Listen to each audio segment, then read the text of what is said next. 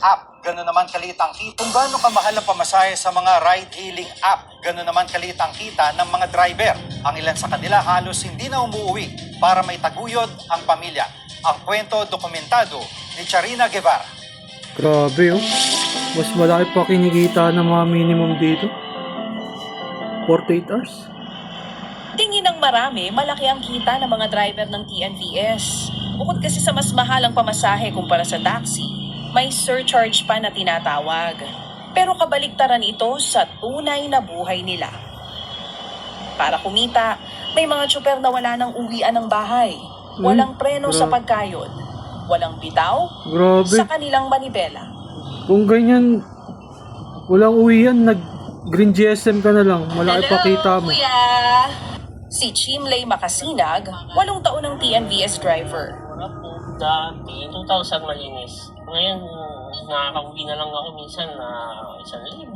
Puta, 1,000 lang. Pinakamalaki ko na siguro 1,500 eh. Talo ka pa Sa ng 1,000 empleyado. piso kada 48 araw hours na kang kita. nagtatrabaho. Ang take home niya, 30,000 kada buwan.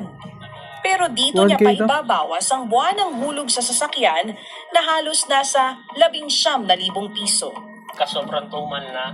Puputi na ako ng 12 hours. Sagad na ako hanggang 16 hours na. Tapos pagka wala pa talaga akong kinikita, 16 hours? sumasagad ako hanggang 24 hours.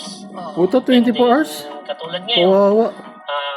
halos magdadalawang araw na ako nasa kalsada.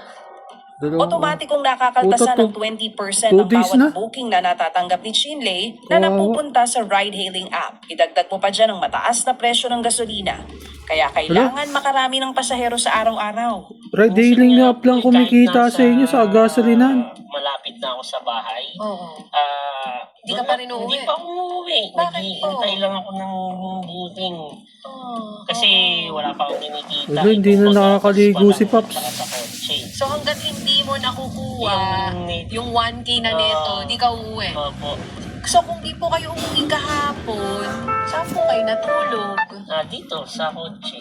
Paano yun? Nagpapalit pa ba ng damit? Naliligo pa? Wala, Sa baho linggo, na ng pagka loob niyan. Hindi ako nakatulog. Palit damit lang po. Palit damit Mga lang? dalawang araw na Opo. gano'n. Pero pagka nakatulog ako, nakaiklip ako yun. Doon po ako nakikiligo sa gas station. Anong oras ang huling kain mo? Kagabi pa po. Ha? Puta, wala na makain si Pops. Tanghali. Naku. Sana nag-green GSM ka na lang. Medyo po. Ano pa yung pinaka, sabihin na natin, tinitiis mo bilang TNVS driver? Haba ng oras ng biyahe. Tsaka minsan, hindi na rin ako nakakain sa tama. Pati pag-ihi. Tinitiis mo rin. Puta. Oo. Tapos pagka Kakasakit kayo, Pops. nag-aabol ako ng kita, yun, hindi na rin po ako talaga nakakain. Meron kang dalawang anak, kuya? Meron po. Di ba sila nagtatanong kung may mga pagkakataon na hindi ka umuwi, kung papa, bakit wala ka sa bahay? Sabihin mo, nag-abroad ka kahit diyan ka lang sa malapit. Sa nagtatanong, sinasabi na lang po ng asawa ko, nasa trabaho, bumabiyahe po ako. Tapos video call para makita nila ako, kung okay pa ba ako.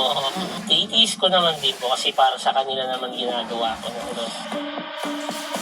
Isang halimbawa lang ang mga TNVS driver na tulad ni Chimley sa bahagi ng ating lipunan na kung hindi kakayod, walang kakainin sa araw-araw. Ang lalakas pa naman manglait na ito ng mga minimum worker. Pero lumalaban ng patas. Pero mas sa mataas buhay. pa kinikita Sa pala ng mga Guevara, nagmi-minimum mukha ng worker. maliliit, isyong malalaki.